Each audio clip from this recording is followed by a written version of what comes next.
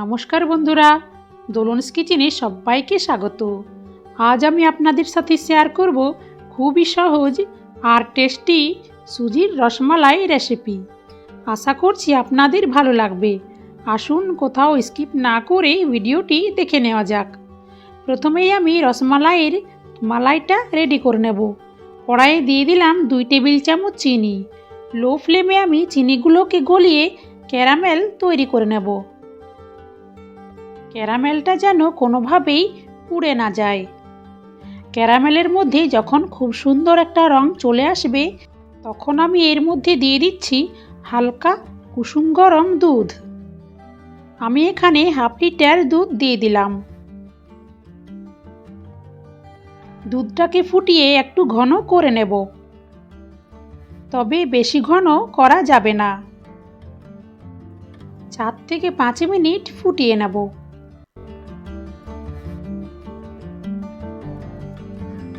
ফ্লেভারের জন্য দিয়ে দিলাম কয়েকটা এলাচের দানা। আপনারা চাইলে এখানে এলাচ গুঁড়োও দিতে পারেন।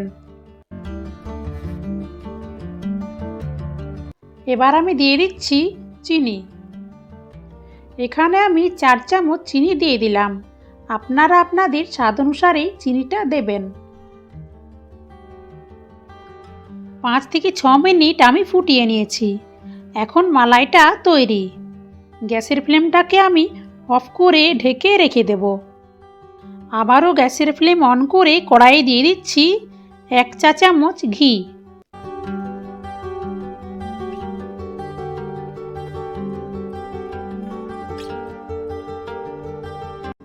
ঘিটা গলে যাওয়ার পর দিয়ে দিচ্ছি হাফ কাপ সুজি।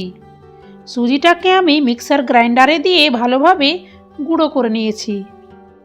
লো ফ্লেমে আমি এখন 2 মিনিট সুজিটাকে ভেজে নেব, তবে সুজির রঙটা যেন চেঞ্জ না হয়। সুজিটা 2 মিনিট ভেজে নেওয়ার পর এর মধ্যে আমি দিয়ে দিচ্ছি 1 কাপ দুধ।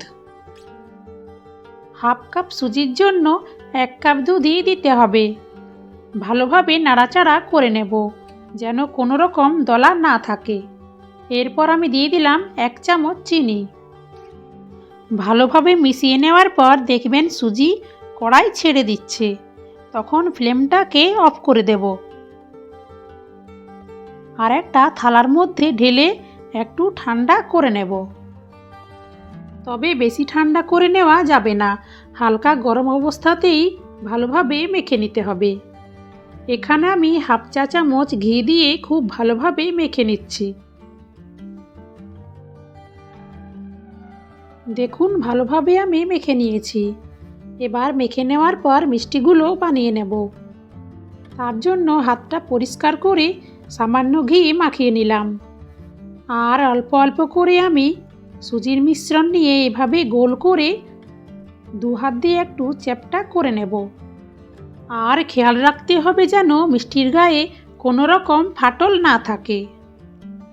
এইভাবেই আমি সব মিষ্টির শেপ দিয়ে নিচ্ছি। এবার এইগুলো ভেজে নিতে হবে। তার জন্য কড়াইয়ে আমি বেশ কিছুটা পরিমাণে সাদা তেল দিয়ে ভালোভাবে গরম করে নিয়েছি।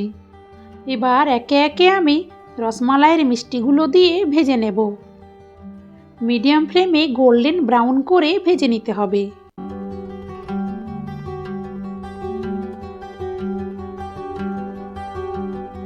ক্রমাগত নাড়াচাড়া করে সব দিক সমান লাল করে ভেজে নিতে হবে।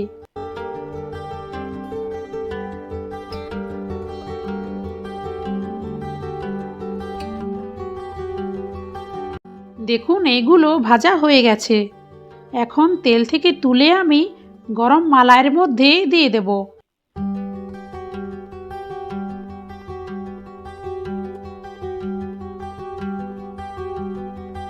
গরম মালাইয়ের মধ্যে ভেজে নেওয়া মিষ্টিগুলো দিয়ে দিচ্ছি। মালাইটা যদি ঠান্ডা হয়ে যায়, তাহলে গরম করে নেওয়ার পর মিষ্টিগুলো দিতে হবে। একই পদ্ধতিতে আমি সব মিষ্টিগুলো ভেজে নেব।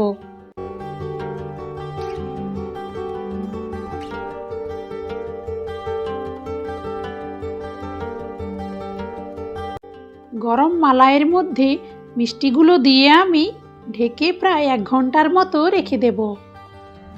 তাহলেই দেখবেন মিষ্টির মধ্যে খুব ভালোভাবে রস ঢুকে গেছে। আপনারাও এভাবে একবার ট্রাই করে দেখতে পারেন।